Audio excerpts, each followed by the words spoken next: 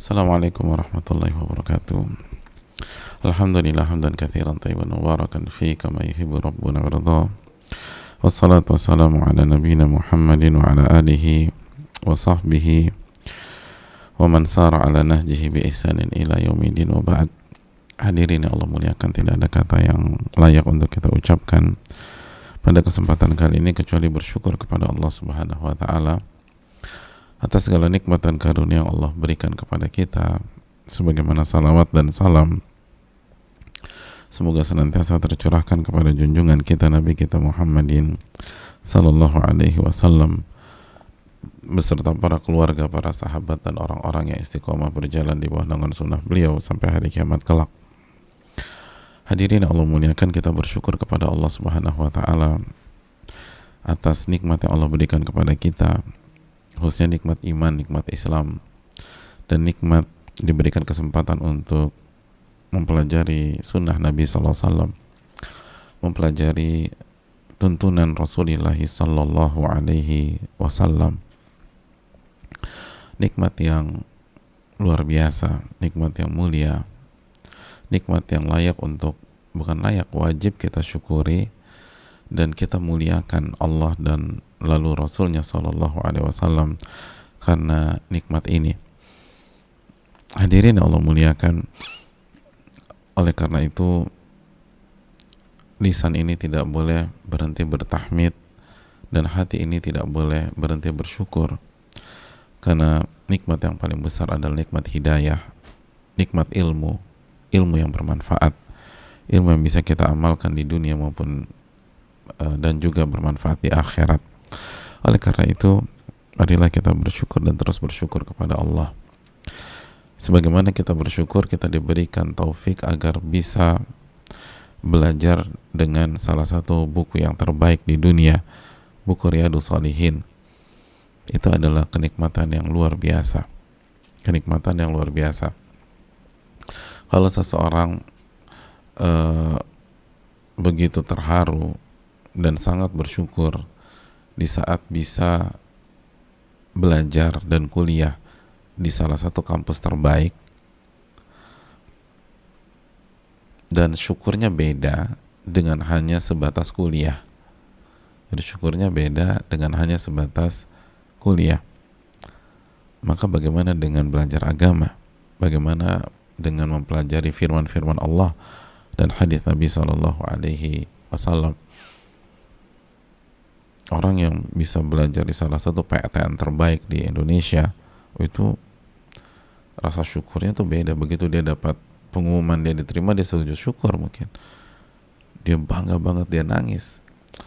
Ada orang misalnya diterima di salah satu kampus terbaik di dunia, jadi bukan hanya di Indonesia tapi di dunia.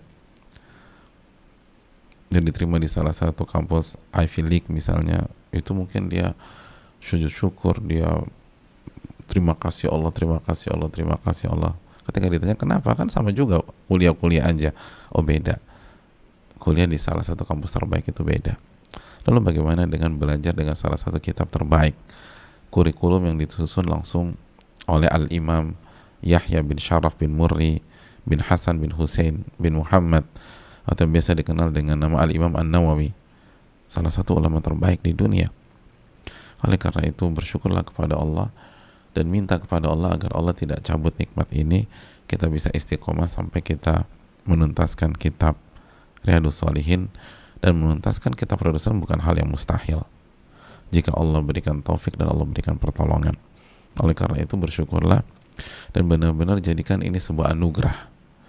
Jadikanlah ini benar-benar sebuah anugerah, dan itu perlihatkan dengan sikap kita, perlihatkan dengan persiapan kita, perlihatkan dengan rasa di dalam hati kita. Jadi ikut kajian itu berbeda dengan menghadiri aktivitas atau pertemuan-pertemuan lainnya. Bertemu dengan hadis Nabi SAW yang tercantum di dalam Riyadhus Shalihin itu berbeda dengan bertemu dengan pihak-pihak lain. Dan itulah kunci sukses para ulama-ulama kita terdahulu. Kenapa mereka sukses? Karena mereka bukan hanya sekedar belajar, tapi mereka memuliakan apa yang mereka pelajari. Catat baik-baik, mereka bukan hanya belajar, tapi mereka memuliakan apa yang mereka pelajari. Karena mereka yakin bahwa yang mereka pelajari adalah hal yang mulia, hal yang mewah, hal yang bernilai, hal yang mahal. Maka mereka bukan hanya mempelajari, mereka memuliakan dan mensyukuri. Diriwayatkan bahwa Imam Malik jika kedatangan tamu atau kedatangan orang-orang yang ke tempat beliau, maka tamu-tamu tersebut akan disambut oleh sosok yang melayani beliau, yang membantu beliau. Lalu sosok ini akan bertanya, yaqulu lakumu syekh turidun al-hadith awil masail. Kalau bahasa kita mungkin, assalamualaikum bapak-bapak, apa kabar? Semoga selalu dirahmati oleh Allah. Mohon maaf, Imam Malik bertanya, apa hal yang kalian inginkan di sini? Apakah kalian ingin hadis Nabi SAW, atau kalian ingin membicarakan masalah atau perkara-perkara yang lain? فَإِذَا قَالُوا الْمَسَائِلْ خَرَجَ إِلَيْهِمْ. Dan kalau jawaban tamu-tamu tersebut, kami ingin membahas problematika atau masalah-masalah tertentu, kharaja ilaihim, maka Imam Malik akan segera keluar menemui mereka. Jadi kalau jawabannya tersebut, Imam Malik akan segera keluar menemui mereka. Wa in qalul haditha, dan kalau jawaban mereka, kita kesini ingin mempelajari atau bertanya atau membahas hadis Nabi SAW, apa yang terjadi? Dakhala muktasalahu, maka Imam Malik tidak langsung bertemu dengan mereka, tidak langsung keluar. Apa yang dilakukan Imam Malik? Imam Malik akan pergi ke kamar mandi, lalu beliau mandi, wa tatayyaba, lalu beliau pakai parfum, wa labisa thiyaban jududa, dan beliau akan cari baju yang bagus, wa ta'ammama, lalu beliau pakai imamah, wa wada'a rida'ahu fayakhruj, lalu beliau memakai pakaian beliau, lalu beliau keluar dan beliau duduk dengan wibawa, wa alail khusyu', dan kekhusyuan terpancar dari dalam diri beliau, terlihat dari raut wajah beliau.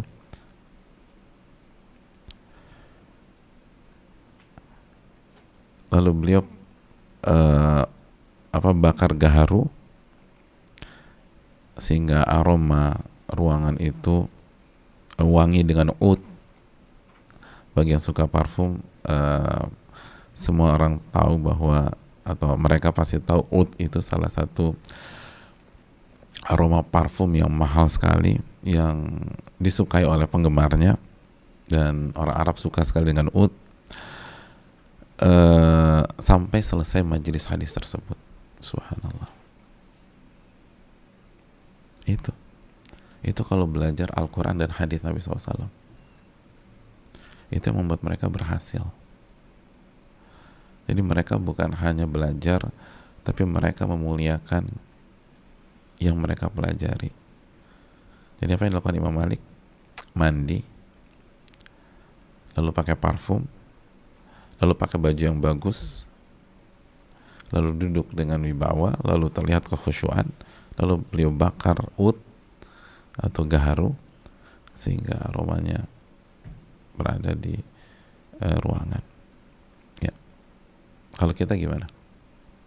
Nggak mandi, bagi yang ibu-ibu pakai daster, apalagi kajian online nih, pakai daster.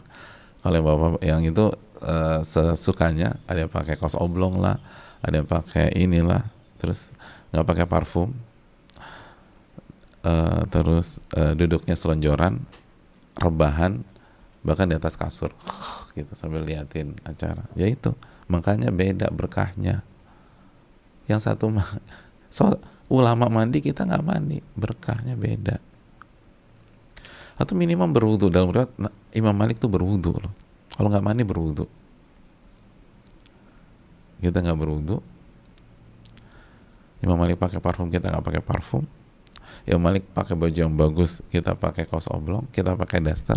Imam Malik duduknya wibawa, kita rebahan. Gitu. Syattani baina musyarrikin wa mugharribi, kata para ulama. Ya beda lah antara timur dan barat, ya nggak sama gitu loh. Nggak mungkin sama. Yang satu memuliakan, yang satu santai-santai, hasilnya sama, nggak mungkin sama. Nggak mungkin sama. Ini pelajaran bagi kita, dan ini harus ditekankan, apalagi di kajian online seperti ini, yang benar-benar kalau kita bisa lakukan protap di atas, SOP di atas, itu memuliakannya insya Allah karena Allah Subhanahu Wa Taala. Kadang ada yang lihat, kalau datang ke kajian tuh kelihatan kan, ustadznya bisa ngelihat mungkin, terus teman-temannya bisa ngeliat, baju kamu bagus banget gitu ya, tapi ini nggak ada yang lihat waktu kita kajian di kamar. Jadi ketika kita kajian di kamar, kita duduk benar-benar serius, lalu pakai baju yang terbaik, dan bagi ibu-ibu kalau mau pakai parfum ya sekarang saatnya gitu loh, karena kan nggak ada siapa-siapa, paling suami aja. Sekarang saatnya kalau mau pakai itu, kita persembahkan untuk Allah Subhanahu Wa Taala. Itu Imam Malik. Dan pakai baju yang bagus, jangan pakai daster lagi gitu. Pakai baju yang bagus, itu hal yang penting kalau mau ilmunya berkah, gitu aja. Kalau mau ilmunya sekedar lewat, ya udah santai-santai aja. Kata para ulama, man lam yukrimil ilma lam yukrimhul ilmu. Barang siapa yang tidak memuliakan ilmu, Allah tidak akan memuliakan dia dengan ilmunya tersebut. Ya kan? Itu kaidah. Jadi harus maksimal, karena ini hadis Nabi SAW. Apalagi kita belajar dari kitab yang terbaik, Riyadhus Shalihin. Kecuali kalau nggak bisa, kecuali diantara kita ada yang sakit, emang harus rebahan, ya udah rebahan aja, nggak usah dipaksain. Ya kalau bisa duduk serius, rasain deh berkahnya beda. Lakukan itu selama 1 bulan misalnya, lalu komparasikan dengan bulan lalu yang kita suka-suka, pasti beda keberkahannya, beda. Karena memuliakan itu penting, memuliakan itu penting. Wallahu ta'ala alam bisawab. Ya, itu pendahuluan yang ingin saya tekankan, karena penting masalah ini, dan semoga Allah kasih taufik kita untuk ingatkan terus.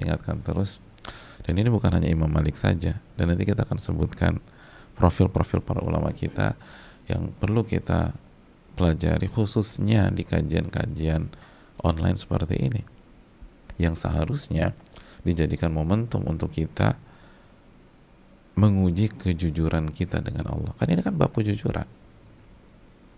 Kalau mau menguji kejujuran kita dalam berpenampilan misalnya, dalam bersikap, ya sekarang pas nggak ada siapa-siapa. Kalau di offline misalnya, kalau di kajian atau di tempat, bukannya nggak bagus, tapi kan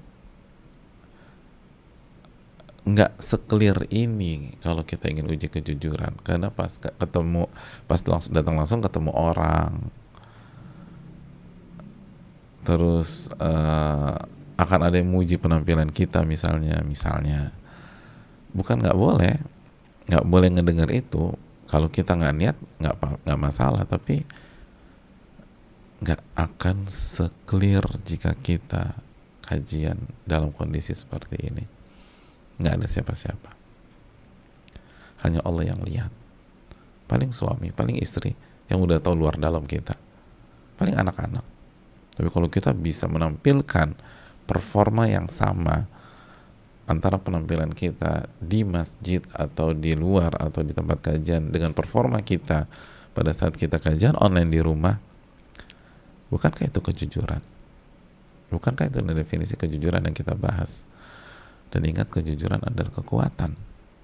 Kejujuran adalah kekuatan.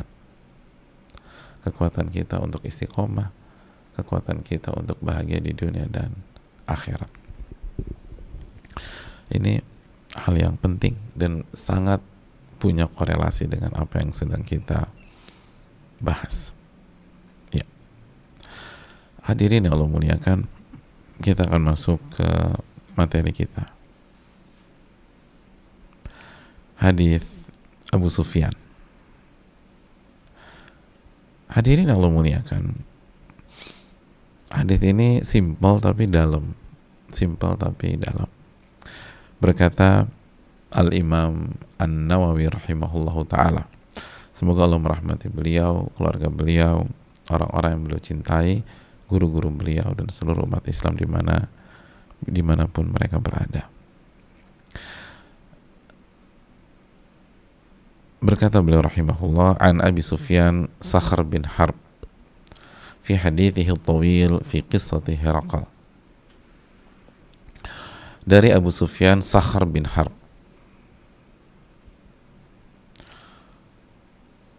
Jadi kunyah beliau, dan beliau sangat dikenal dengan nama ini, Abu Sufyan.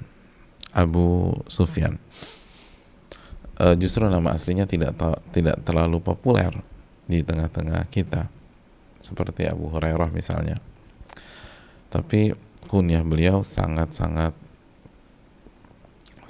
terkenal. Dan nanti kita akan berbicara tentang beliau insyaallah ta'ala.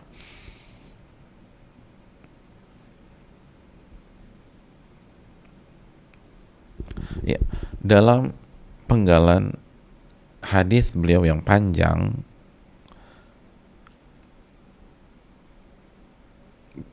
ketika berkomunikasi, berbicara, atau kalau bahasa kita Q&A ya, dengan Heraklius. Jadi pernah ada momen di mana Abu Sufyan dan Heraklius Q&A. Kan itu. Dan hadisnya panjang. Yang disuguhkan oleh Imam Nawawi di hadapan kita, ini penggalan hadis tersebut. Bagi yang ingin mencek hadis tersebut bisa buka Sahih Bukhari, bisa buka Sahih Muslim. Ya. Nah, di penggalan kisah tersebut, soal jawab kan, Heraklius bertanya, apa yang beliau perintahkan kepada kalian? Ini pertanyaan Heraklius, Raja Romawi pada saat itu.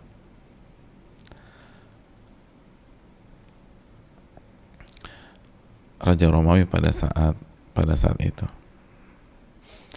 Dan sekilas info bahwa kenapa dua tokoh ini bisa bertemu, karena pada saat itu Abu Sufyan bersama rombongan itu berangkat dari Mekah ke Syam,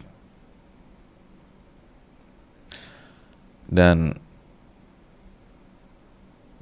Heraklius adalah raja Romawi Nasrani yang sangat cerdas pada saat itu.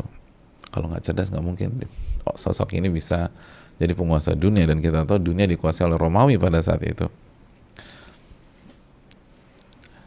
Dikuasai dua kekuatan besar dunia kan, Romawi dan Persia. Jadi ini pemimpinnya.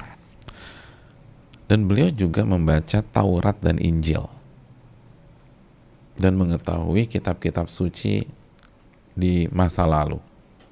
Jadi sosok ini memang sosok yang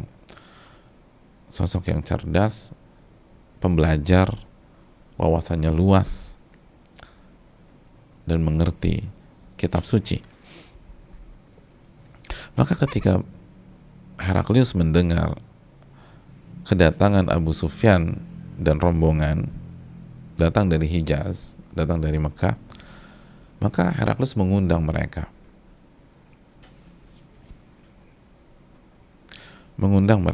Dan sekilas info, Abu Sufyan pada saat itu belum masuk Islam.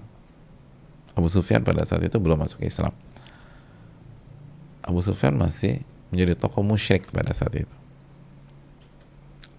berangkat dari Mekah ke Syam. Dan kita tahu kebiasaan orang-orang Quraisy kan, sampai ada ayat li'ila fi Quraisy ila fi rihlata syita'i wa saif. Mereka berangkat ke Syam dan ke Yaman. Nah, diundang, maka begitu Abu Sufyan hadir, maka mereka berbicara, melakukan soal jawab Q&A, dan Heraklius bertanya tentang Nabi kita SAW dan para sahabatnya, Nabi SAW dan para sahabat beliau. Nah, di antara pertanyaan Heraklius, hadis ini ada gambarannya. Di antara pertanyaannya ini dimasukkan oleh Imam Nawawi dalam bab kejujuran. Madza ya'murukum? Heraklius bertanya di salah satu pertanyaan-pertanyaan beliau, apa yang dia perintahkan kepada kalian? Jadi Muhammad itu yang mengklaim Nabi, ini kan sama-sama nggak beriman nih. Heraklius bukan Muslim, Abu Sufyan juga bukan Muslim, tapi Abu Sufyan berada di Mekah dan langsung menjadi saksi mata dakwahnya Rasul SAW. Dan dari pihak yang kontra, dari pihak musuh. Ingat, poin yang nggak boleh kita lupakan, Heraklius sedang mewawancara sosok yang kontra dengan Rasul Shallallahu Alaihi Wasallam. Dan bukan hanya kontra, yang memimpin pasukan di perang Uhud dan menjadi salah satu tokoh utama yang terlibat di perang Badar. Jadi ini bukan hanya pihak yang kontra, tapi musuh, dan sudah punya pengalaman berada di medan pertempuran dengan Nabi SAW dan dendam dengan Nabi SAW. Kita tahu bahwa salah satu sebab utama Abu Sufyan memimpin pasukan ke Madinah dalam rangka perang Uhud adalah dendam karena kalah di perang Badar. Ini nggak boleh lupa nih. Jadi sebelum kita mendengarkan keterangan Abu Sufyan, kita harus tahu dulu siapa Heraklius dan siapa Abu Sufyan. Siapa Heraklius dan siapa Abu Sufyan. Apa yang diperintahkan Muhammad kepada kalian? Lalu Abu Sufyan menjawab, wa'budullaha wahdahu wa la tusyriku bihi syai'a. Abu Sufyan berkata, qultu. Abu Sufyan berkata, saya katakan. Apa maksudnya Abu Sufyan berkata, saya katakan? Jadi Abu Sufyan sedang menceritakan kejadian waktu beliau ketemu dengan Heraklius, gitu loh. Makanya kalimatnya Abu Sufyan berkata, saya katakan.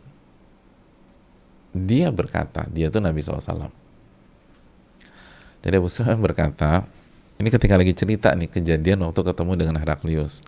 Jadi bahasa simpelnya, Abu Sufyan berkata, waktu itu saya menjawab pertanyaan Heraklius dengan mengatakan bahwa Nabi memerintahkan kita sembahlah Allah semata dan jangan akan mensekutukannya. Itu poinnya. Jadi biar nggak bingung ya, soalnya ada berkata, katakan, berkata. Jadi simpel aja, Abu Sufyan berkata bahwa waktu itu jawaban saya bahwa Nabi perintahkan kita sembahlah Allah semata dan jangan akan mensekutukannya dengan apapun, janganlah melakukan kesyirikan. Watruk ma yaqulu aba'ukum, dan tinggalkanlah apa yang diucapkan oleh nenek moyang kalian. Wa ya'muruna bis-shalah was-sidqi wal-afafi was-silah,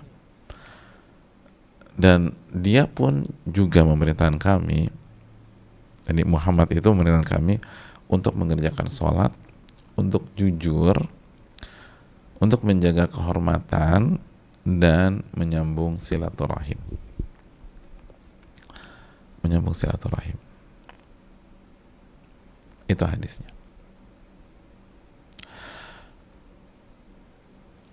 Hadis Bukhari Muslim.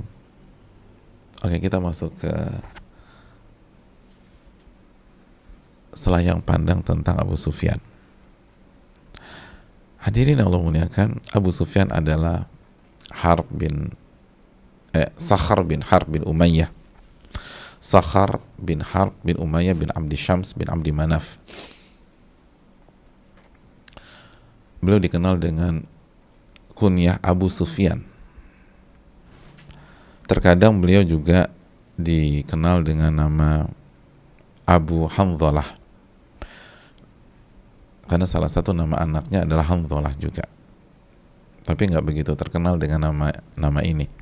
Hanzalah itu meninggal dari perang Badar dalam kondisi musyrik, tapi sekali lagi beliau lebih dikenal dengan nama Abu Sufyan.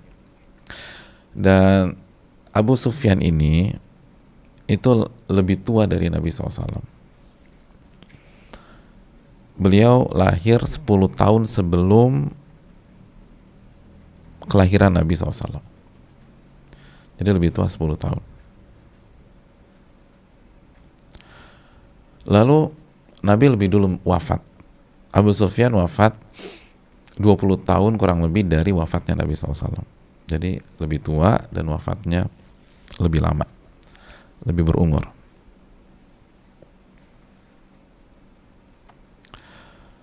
Dan sebagaimana kita tahu bahwa beliau adalah tokoh besar orang Quraisy dan salah satu yang paling berani dari orang Quraisy dan salah satu pahlawannya orang Quraisy. Jadi salah satu tokoh yang nyalinya paling besar dari orang-orang Quraisy. Makanya kan beliau yang mimpin orang-orang Quraisy di perang Uhud. Dan beliau juga pedagang ulung. Dan beliau yang menjadi salah satu tokoh yang berada di garda depan memerangi Islam di saat kemunculannya.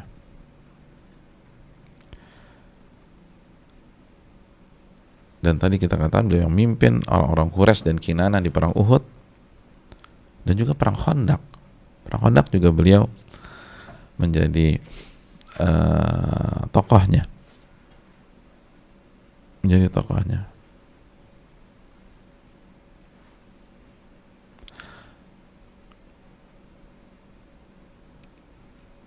Dan beliau baru masuk Islam secara umum ketika Fatu Makkah atau sebelum Fatu Makkah. Sebagian orang mengatakan antara Hudaybiyah dan Fatu Makkah. Jadi kurang lebih di Fatu Makkah.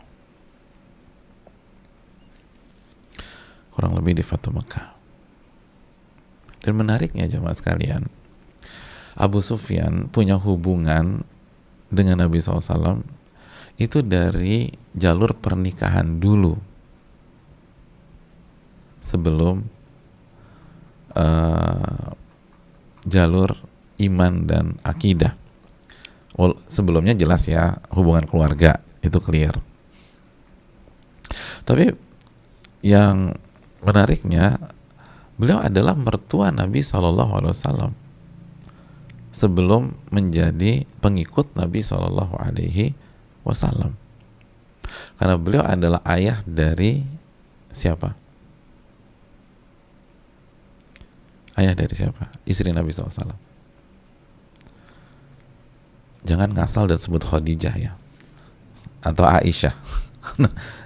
Kita tuh kalau dengar kata istri, kalau nggak Khadijah Aisyah, kalau nggak Aisyah Khadijah, udah begitu aja nih. Ummu Habibah.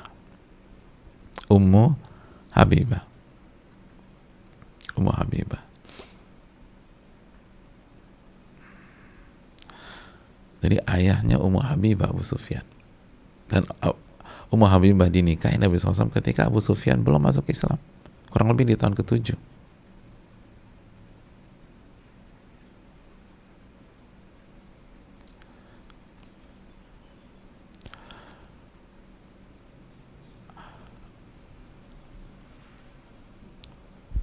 walaupun perlu perlu kita cek lagi, tapi Abu Sufyan itu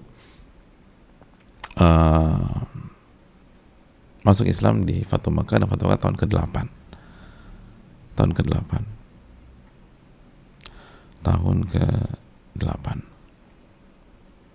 Nanti saya akan cek lagi tentang pernikahan beliau dengan Ummu Habibah. Jangan dicatat dulu, nanti saya cek lagi. Tapi jelas sebelum. Dan yang menikahi adalah Najasyi.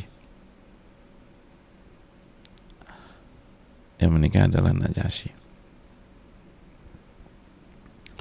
Karena Ummu Habibah itu berhijrah dengan suaminya ke Ethiopia. Jadi Ummu Habibah lebih dulu masuk Islam.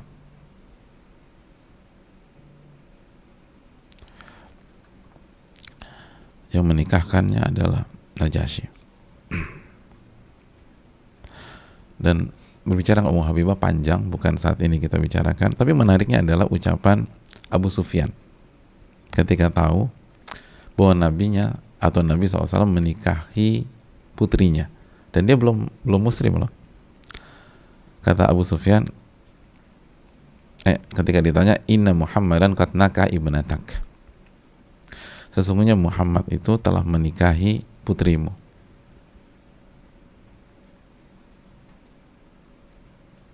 Apa jawab Abu Sufyan? Dzakal fahl la yuqra'u anfuh. Apa artinya?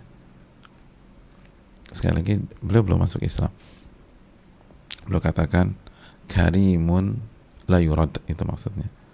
Muhammad itu orang mulia, dan kalau melamar wanita gak mungkin ditolak. Bisa begitu ya? Masya Allah.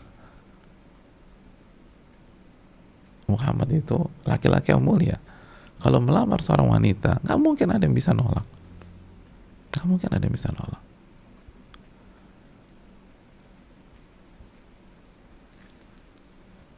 Jadi beliau tuh ya Masya Allah, ini putri saya dapat Muhammad. Dan masuk Islam beliau secara singkat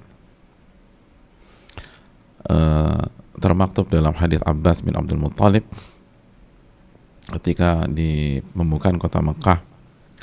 Beliau datang bersama Abu Sufyan, dan Abbas meminta agar Nabi memberikan jaminan keamanan kepada Abu Sufyan. Maka Nabi berikan, lalu beliau bersyahadat dan masuk Islam. Lalu Al-Abbas juga meminta kepada Nabi SAW untuk memberikan jaminan keamanan kepada siapapun yang masuk ke rumahnya Abu Sufyan. Lalu Al-Abbas menyampaikan bahwa Abu Sufyan ini tokoh besar dan yuhibul fakhr, ya beliau punya pride lah, beliau punya kemuliaan di kaumnya. Alangkah baiknya kalau kita kasih jaminan keamanan bagi orang yang masuk ke rumahnya beliau, kata Abbas. Ini strategi dakwah untuk meluluhkan hatinya Abu Sufyan. Pasti senang banget deh, berarti kan dipandang gitu loh. Maka Nabi SAW menyetujui ide itu dan mengatakan man dakhala dar Abi Sufyan fahuwa amin.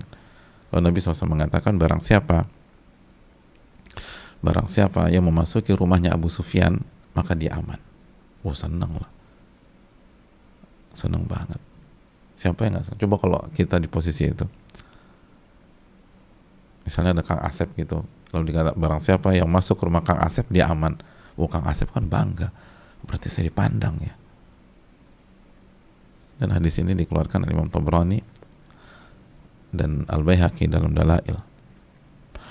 Jadi hadirin yang Allah muliakan dan lain-lain.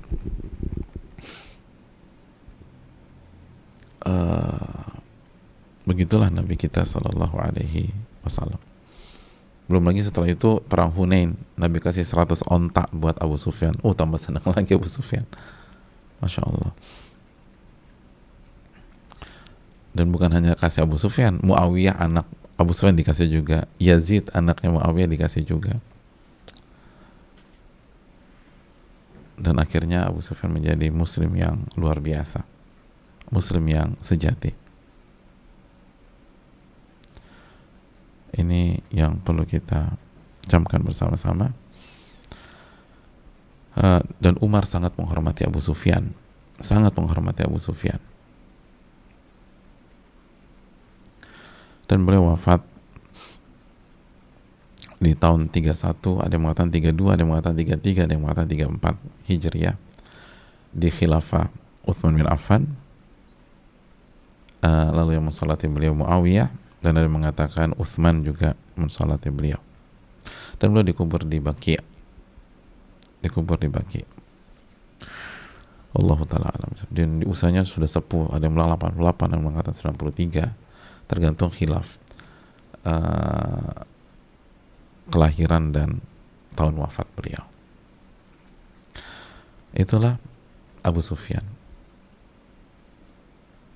Dan menariknya sekali lagi, hadis ini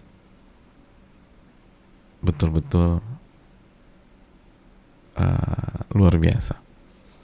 Pelajaran yang pertama yang kita bisa petik dari hadis ini, hadis ini memberikan pelajaran kepada kita bahwa Nabi kita SAW memang luar biasa, jamaah. Nabi SAW diakui kawan maupun lawan. Diakui kawan maupun lawan.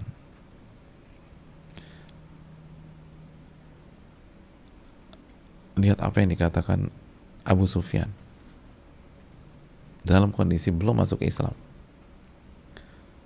Muhammad memerintahkan kita untuk bertauhid, menjauhi syirik, tidak ikut-ikutan nenek moyang kalau nggak ada argumentasi ilmiah. Terus sholat, jujur, menjaga kehormatan, dan menjaga silaturahim, semua baik-baik. Ini lawan loh yang bicara demikian, lawan yang bicara, semua positif, semua positif, nggak ada yang buruk. Itulah Nabi kita sallallahu alaihi wasallam.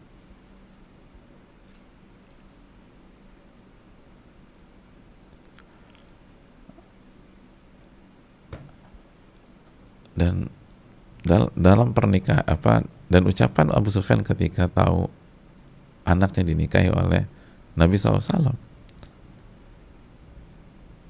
beliau katakan Muhammad adalah orang yang mulia, dan kalau ingin menikahi seorang wanita nggak mungkin ditolak.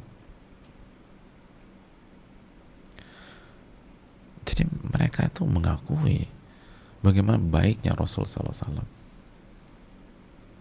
Jadi bedanya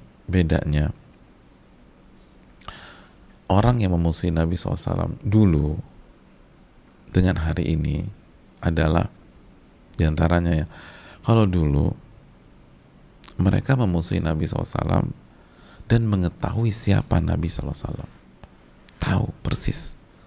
Terus yang kedua, mereka fair. Jadi musuh Nabi pada zaman dulu itu mereka tahu siapa Muhammad bin Abdullah sallallahu alaihi wasallam. Terus yang kedua, mereka fair.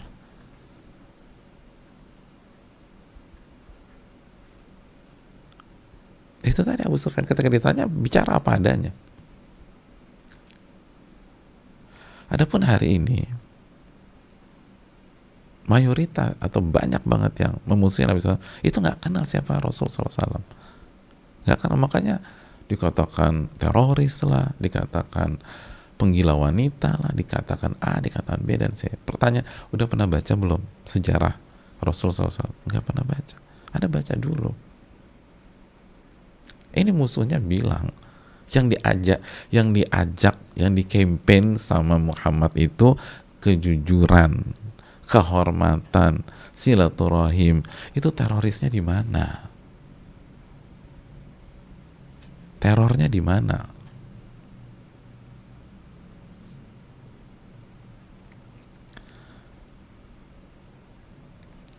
Dan sebagian nggak jujur dan nggak fair, ditutupi, dijelek-jelekan Nabi kita Sallallahu Alaihi Wasallam. Sampai beliau tidak katakan, dikatakan. Nah, Abu Sufyan, Muhammad itu mengajak ke tauhid, mengatakan tidak pada syirik, jangan ikut-ikutan apa yang disampaikan oleh nenek moyang jika tidak ilmiah, dan sholat, jujur, kehormatan, silaturahim.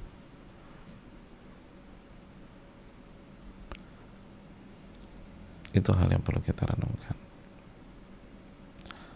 Jadi musuh Nabi SAW dulu itu mengakui Muhammad itu luar biasa, dan yang didakwakan itu. Wallahu ta'ala alam bisawab. Nah, ini kan PR buat kita ya. Misalnya di keluarga nih, di keluarga besar, kita udah ngaji, kita udah hijrah, terus ada yang kontra sama kita, nggak suka sama kita. Terus yang nggak suka sama kita diwawancara sama mungkin saudara kita yang lain. Lu kenapa sih nggak suka sama dia? Ya dia sok-sok hijrah gitu loh. Mentang-mentang hijrah lagi happening, dia berubah penampilan segala macam. Harusnya kan biasa aja kali. Nggak, emang apa yang diajar? Emang yang disampaikan tuh apa? Campaign yang dibangun di tengah-tengah keluarga tuh apa? Ya nggak ada sih. Emang dia ngajakin kejujuran, dia ngajak kita untuk selalu sholat, lalu menjaga kehormatan, dan semenjak hijrah memang jaga silaturahim, baik bantu keluarga, support keluarga. Ya itu sih. Ya paling dia bilang kita harus bertauhid dan jangan melakukan kesyirikan. Jadi pertanyaan kita tuh udah seperti itu belum ya? Ini kan pertanyaan yang harus kita renungkan. Pertanyaan yang harus kita renungkan, atau hal potret yang ternyata berhasil dilakukan oleh Nabi kita SAW dengan taufik dari Allah Subhanahu wa taala. Itu poin. Hujan ya. Allahumma shayyiban nafi'ah. Semoga Allah kasih hujan yang bermanfaat.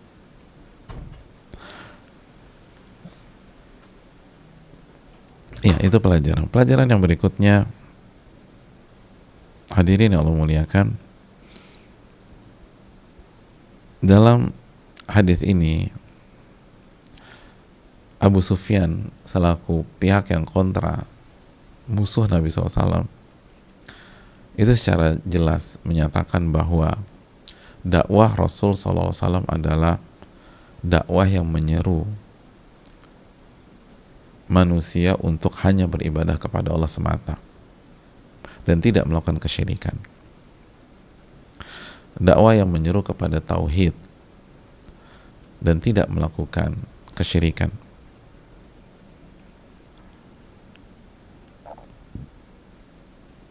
Maka pelajaran bagi kita semua, khususnya bagi yang hijrah, bagi yang berusaha menjadi orang baik, jadi orang soleh, dan khususnya bagi yang menyelami dunia kajian dan seterusnya, maka kita semua harus memberikan perhatian besar dan terbesar kita kepada konsep ini. Hanya beribadah kepada Allah dan tidak melakukan kesyirikan. Mentauhidkan Allah Subhanahu wa taala dan tidak melakukan kesyirikan. Dari pintu manapun dakwah yang kita pilih, nilai ini tidak boleh dilupakan. Nilai ini tidak boleh dilupakan. Kita harus mengajak orang kembali kepada Allah, beribadah hanya kepada Allah Subhanahu wa taala dan tidak melakukan kesyirikan. Karena inilah dakwah Nabi Muhammad SAW, dan bukan hanya dakwah beliau, dakwah seluruh Nabi dan Rasul. Sebagaimana Allah firmankan dalam surat An-Nahl ayat 36. An-Nahl ayat 36. Allah Subhanahu wa taala menjelaskan tentang tugas para nabi dan rasul. Walaqad ba'atsna fi kulli ummatin rasulan an ya'budullaha wajtanibut taghut. Faminhum man hadallahu wa minhum man haqqat 'alaihi ad-dhalalah. Fasiru fil ardi fanzuru kaifa kana 'aqibatul mukadzibin. Dan sungguh telah kami utus rasul untuk setiap umat. Jadi Allah sudah utus rasul kepada setiap umat. Tugas utamanya apa? An ya'budullaha wajtanibut taghut. Hendaklah beribadah kepada Allah semata dan jauhilah kesyirikan atau jauhilah taghut tersebut. Maka di antara umat-umat tersebut ada orang yang Allah berikan petunjuk dan ada yang sebaliknya, yang jatuh ke dalam kesesatan. Maka berjalanlah di atas permukaan bumi, lalu lihat bagaimana ending dan kesudahan bagi orang-orang yang mendustakan Allah dan Rasulnya. Jadi ini clear bahwa seluruh Rasul punya tugas besar gitu loh,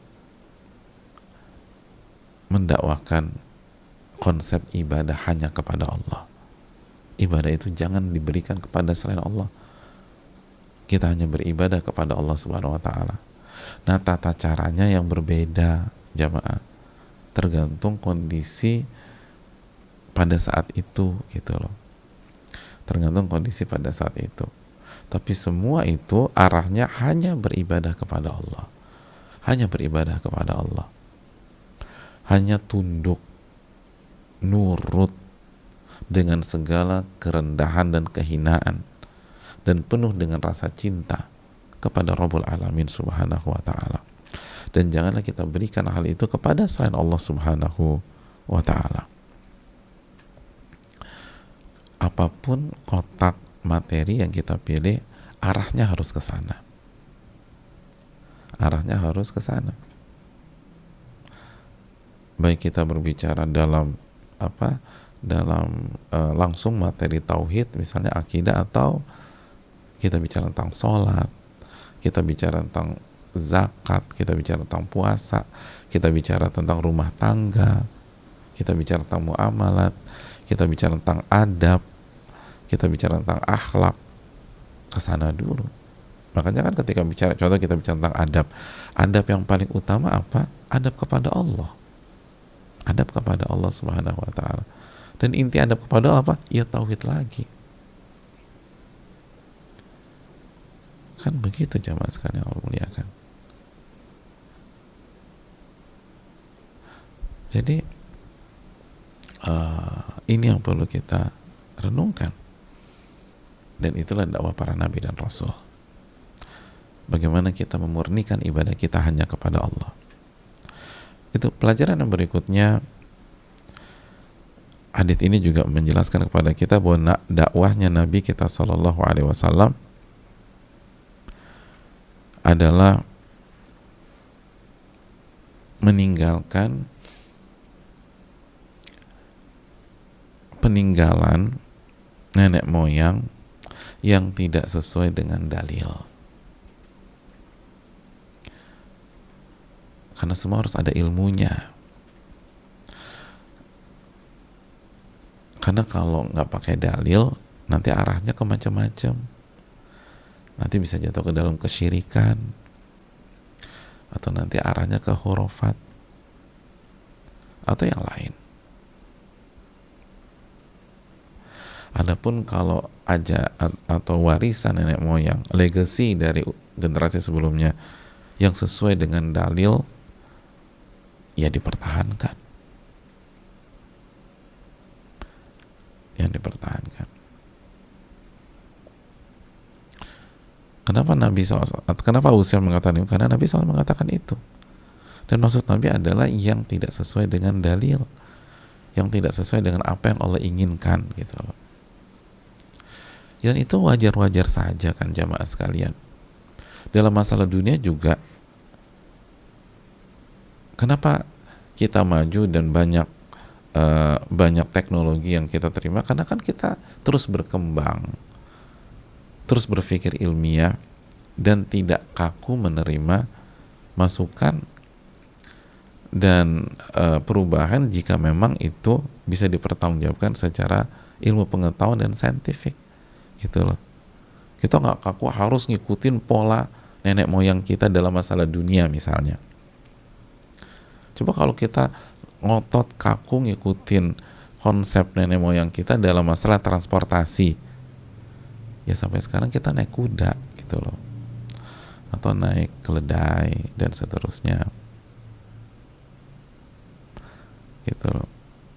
Walaupun sepeda hits lagi ya gitu loh, tapi kan bukan dijadikan sarana transportasi secara umum, itu paling touring, olahraga dan seterusnya.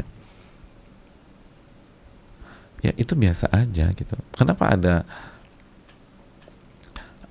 misalnya ada pesawat? Karena kita terbuka, walaupun nenek moyang kita nggak kenal pesawat, misalnya demikian.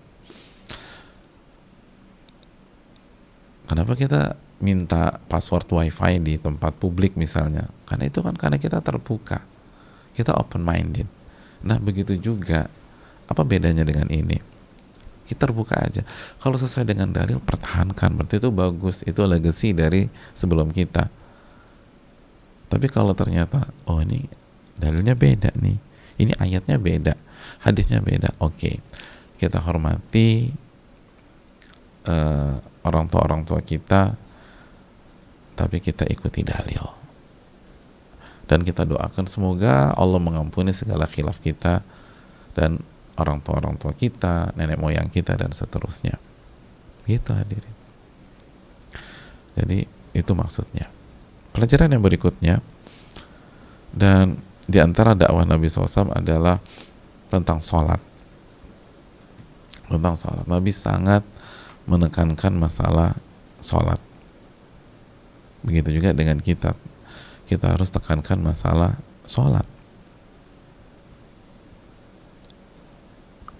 Dan sholat ini sangat penting jemaah sekalian, sangat-sangat penting. Dan ada pembahasan khusus insya Allah, ada pembahasan khusus masalah ini. Tapi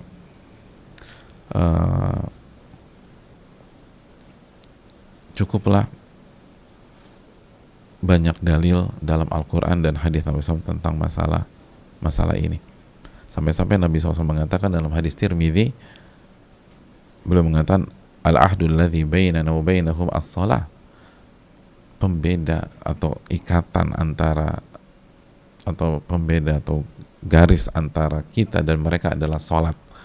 Faman taraka faqad kafar. Barang siapa yang meninggalkan salat maka dia jatuh ke dalam kekufuran. Walaupun nanti ada pembahasan lagi kufur di sini maksudnya apa. Tapi kalimat ini benar-benar merupakan warning dan peringatan bagi kita. Kita harus jaga sholat, jaga sholat, jaga sholat. Bahkan sebagian para ulama seperti Al-Imam Ibnul Qayyim rahimahullah menukilkan terjadi ijma' atau konsensus kesepakatan para ulama, barang siapa yang nggak sholat sekali aja tanpa ada alasan syar'i, maksudnya bukan karena lupa, bukan karena ketiduran, bukan misalnya karena operasi jadi dia nggak sempet, karena kalau kayak gitu bisa jelas itu tidak berdosa dan dia harus sholat begitu dia ingat. Tapi ini sengaja nggak sholat, barang siapa yang sengaja nggak sholat sekali aja, itu dosanya lebih besar daripada zina, kata para ulama, lebih besar dari zina. Itu dijelaskan Al-Imam Ibnul Qayyim rahimahullah ta'ala, dan beliau bukan membawa pandangan pribadi tapi menukilkan terjadi kesepakatan para ulama. Oleh karena itu hati-hati dalam masalah ini. Itu masalah sholat. Lalu yang berikutnya, jujur. Lagi-lagi perintah Nabi, perintahkan kita untuk jujur. Dan jujur kata para ulama dalam hadis ini terbagi menjadi dua, jujur dengan Allah dan jujur dengan makhluk. Lagi-lagi para ulama menekankan kejujuran dengan Allah, karena ini pondasi. Jadi dakwah Nabi adalah tentang kejujuran. Jujurlah sama Allah, lalu jujurlah dengan manusia, jujurlah dengan diri sendiri. Tapi yang pertama, jujurlah dengan Allah Subhanahu wa ta'ala. Apa yang kita inginkan, apa yang kita cari, lalu sesuaikah dengan kenyataan kita sehari-hari. Ketika kita mengatakan Rabbana atina fid dunya hasanah wa fil akhirati hasanah, ya Allah berikanlah kami kebaikan di dunia dan di akhirat, dan kebaikan di akhirat kan surga ya, dan jauhkanlah kami dari siksa api neraka. Nah hadirin yang Allah muliakan, kenyataannya arah langkah dan derap kaki kita itu ke surga apa ke neraka, itu yang perlu kita camkan. Jujur nggak bahwa kita mencari ridha Allah? Terlihat nggak dari sikap kita, tutur kata kita, langkah-langkah kita, dan keputusan-keputusan kita? Apakah benar kita mencari ridha Allah atau tidak? Dan sekali lagi, jujur dengan Allah itu lebih dalam daripada jujur yang selama ini kita pahami. Dan ini yang ditekankan. Sebagai contoh simpel aja, saya ingin tanya hadirin sekalian yang Allah muliakan, jujur yang kita pahami itu apa sih? Sebatas apa yang kita sampaikan sesuai dengan kenyataan, kan gitu ya. Itu yang kita pahami sekarang, yang dipahami banyak pihak. Kalau nggak melibatkan jujur dengan Allah. Oke. Pernah dengar tentang ghibah misalnya? Ghibah itu apa sih? Dzikruka akhaka bima yakrah, kata Nabi. Engkau menyebutkan tentang saudaramu apa yang kalau dia dengar dia nggak suka. Lalu kan sahabat nanya, ya Rasulullah, bagaimana kalau itu benar dan real? Kata Nabi SAW, faqad iktabtah, Anda baru saja menggibahi dia.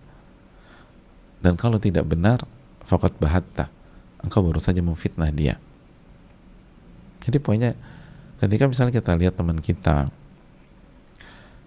punya aib misalnya, lalu kita sampaikan, kita ceritakan ke teman-teman yang lain, saya ingin tanya, dan itu aib itu real, kenyataan.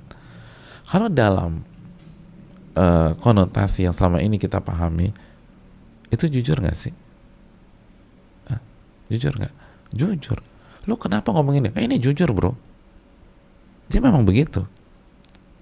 Jadi kalau kita hanya sebatas bicara kejujuran itu hablum minan nas, ghibah itu bisa jujur, bisa bermakna kejujuran.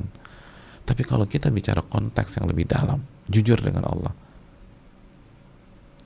kejadian ini jujur nggak sama Allah? Enggak. Walaupun itu fakta, karena ketika Anda angkat fakta tersebut, Anda baru saja melakukan hal yang dibenci sama Allah, dan itu menunjukkan klaim Anda mencari ridha Allah tidak jujur. Bisa dimengerti? Oleh karena itu, yang harus kita letakkan pertama kali saat kita bicara tentang kejujuran, jujur dengan Allah Subhanahu wa Ta'ala. Karena ini lebih dalam daripada kejujuran versi manapun, dan kebenarannya otentik. Orang yang jujur dengan Allah pasti jadi orang baik, pasti. Dan inilah kekuatan. Inilah kekuatan. Dan Ibnu Qayyim menyatakan, as-sadiq matlubuhu ridha rabbih wa tanfidhu awamirihi wa tatabbu'i mahabbihi.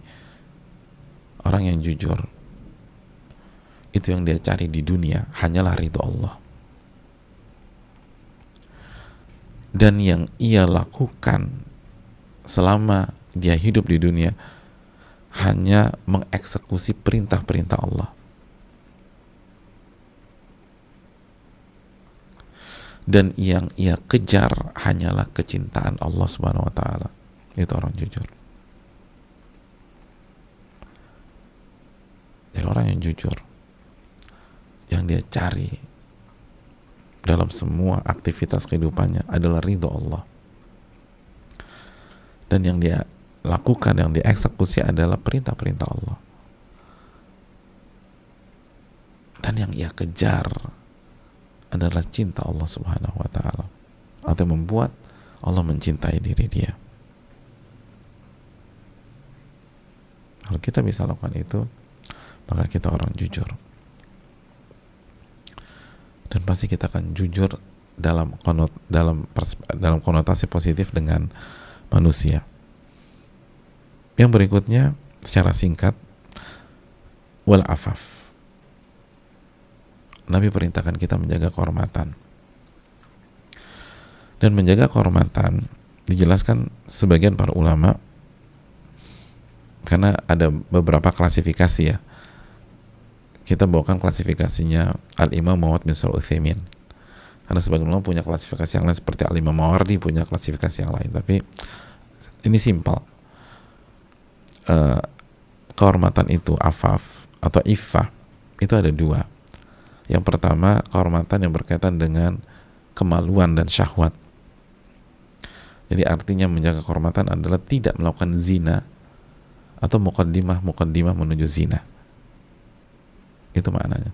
Jadi dakwah Nabi adalah jangan berzina dan jauhi zina. Wala taqrabuz zina, bahkan kan bukan jangan berzina, janganlah kalian dekati zina dalam surat Al-Isra 32. Jangan dekati zina. Lalu yang kedua adalah kehormatan dari syahwat perut.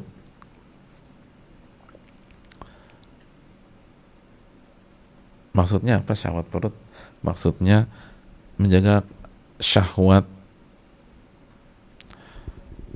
menjaga kehormatan dari apa yang dimiliki oleh orang lain. Itu maksudnya. Jadi maksud syahwat perut apa?